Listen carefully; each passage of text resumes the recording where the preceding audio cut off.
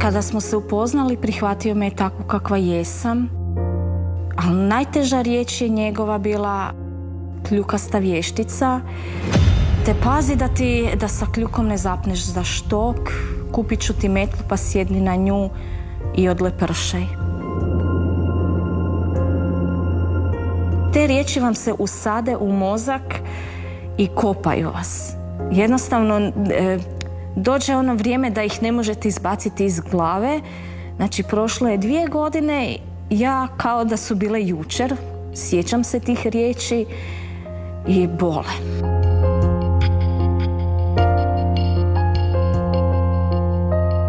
Mogu se našminkati, mogu se srediti, međutim onaj pogled u ogledalo, aha, ti si tu, ti si dug, loši zubi, znači ne možeš ono što želiš. Ljepota je tako rečeno prolazna, međutim vrlo je bitna u nekim drugim situacijama i stvarno želim dokazati da mogu više. Smatram da ova preobrazba mene će mi pomoći vrlo u traženju novog posla i mojem ostvarenju sna.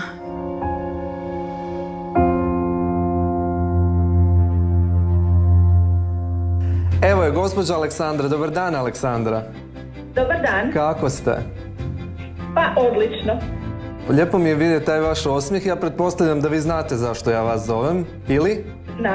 Naravno da znam i jako sam vesela. Nadam se da ste spremni da s vama provedemo jedan duži period od nekoliko mjeseci kako bismo u stvari prošli s vama taj vaš put jednog lijepog makeovera. Evo, ja se jako veselim združenju s vama. Nadam se da ste i vi u istom raspoloženju kao i ja. Da, naravno, jako sam sretna i vesela i nadam se tome i spremna sam na to sve. Ja sam tu za vas. Može. Vidimo se. Pozdrav. Ćao. Želim promjenu, spremna sam na sve, ne bojim se ničega. To je ono nešto što ja vjerujem da hrabri ljudi mogu odlučiti tako. Vrlo sam odlučna u tome. Zovem se Aleksandra, živim u Križevcima, imam 39 i sitno, skoro 40 godina od srednje škole. Željela sam promijeniti, znači na sebi, pa većinom lice što se vidi. Ne sramim se toga, ali jednostavno to je tako. Evo moja najbolja prijateljica, moja Ana Marija, stigla je po mene. Spremne smo, popijemo jednu brzinsku kavicu i krećemo. Bye! Bog! Nikada ne odustaj. Znači, nikada nemoj reći ja to ne mogu, nego uvijek pozitivno ja to mogu sve napraviti i želim bolji život. Ćao!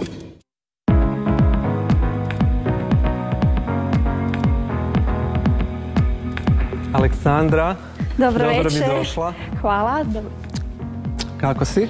Jako uzbuđeno. Bravo, to je dobro. Za početak, izvoli sjest. Hvala. Što te je dovelo k nama? Promjena i bolja budućnost i podizanje samopouzdanja. Rekla si nećemo tužne teme. Što to za tebe znači? Koja je tužna tema za tebe? Tužna tema je rastava braka i omalovažavanje. Prijelomno je bilo to kada me je suprug udario.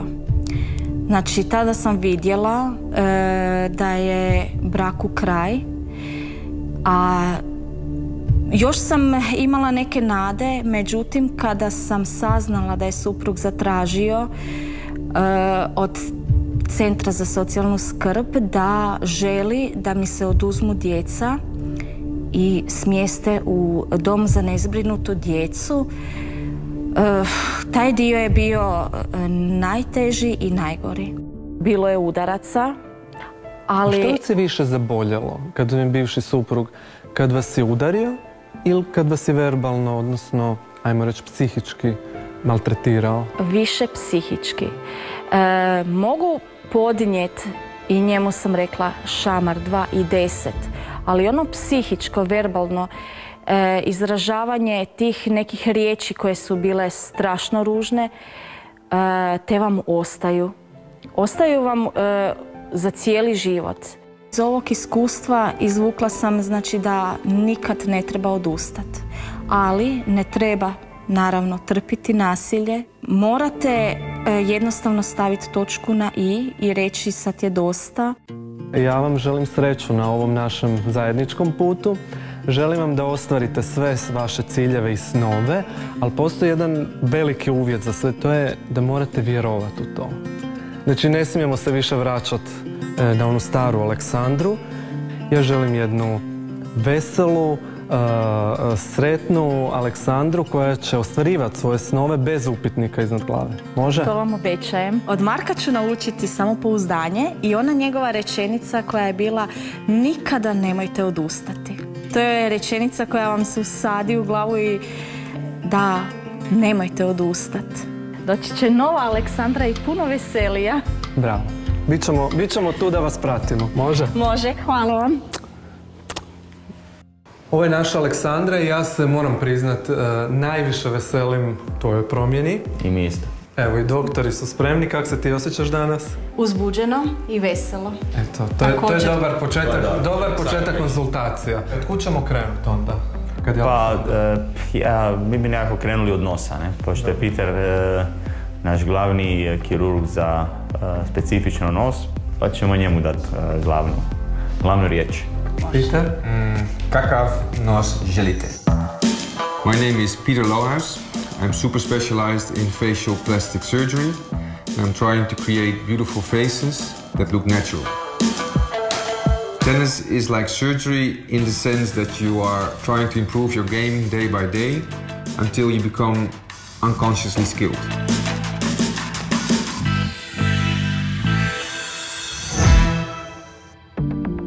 She has a very stigmatic nose, which she thinks is too big and de-rotated. Also, when she smiles, it turns the nasal tip down a little bit.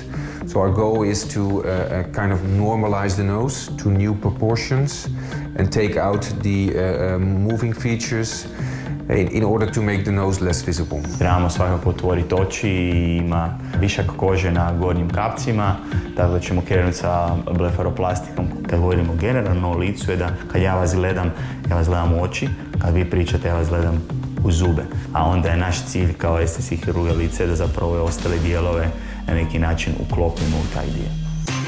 Boks i kirurgija imaju jako puno zajedničkog. To je jedno cjeloživotno unapređivanje. Biti je to borba sa samim sobom za boljom verzijom samog sebe. Moje ime je Boris Filipović, ja sam otorinolaringolog i znanstvenik. Suspecijaliziran sam za plastičnu, estetsku i rekonstruktivnu kirurgiju lica i vrata. Kod nje u ovom donjem dijelu lica, vrata kad je analiziramo, ima višak malo masti i nema dobro definiranu tu donju čeljust. Kod nje smo se odlučili za minimalno invazivni pristup, svejedno kirurški, koji se odnosi zapravo na liposukciju u ovom području sa radiofrekventnim dubinskim zatezanjem kože. Kod same operacije nosa ćemo napraviti da zapravo usnica dođe više do izražaja, ali da bi je na neki način još povećali i da ona dođe još više do izražaja, napravit ćemo operaciju koja se zove lip lift. Znači radi se o operaciji koja se radi ispod samog nosa i gdje se ova bijela usnica skraćuje i na taj način povećava crvena. Trbuh, taj dio... Postavljam da osim godina na licu želi skinuti i nešto s trbuha.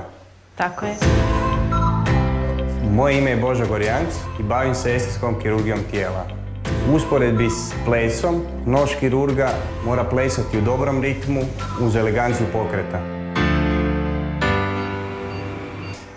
Dakle, ovako odokativno mi se čini da kod vas je problem sa viškom kože i sa viškom masnog tkiva. Postoji brazda iznad donjeg rublja preko koje se njen trbuh, odnosno kako mi zovemo to, kožna pregača, prevjesila. Tako da je ona kandidat za zahvat abdominoplastike, odnosno izrezivanje viška kože i masnog tkiva. Mi ćemo sad u ovom prvom dijelu zaista, evo doktori će dati sve od sebe da naprave sve što je u njihovoj moći, a onda ćemo se ti i ja posebno dalje dogovarati, ja ću paziti na tebe i želim te vidjeti u najboljem tom izdanju moguće, može? I vidjet ćete me. Bravo. Iznenadit ćete Bravo. se. Ajmo onda, idemo polako. Dobre, ona će biti super slučaj. Posla.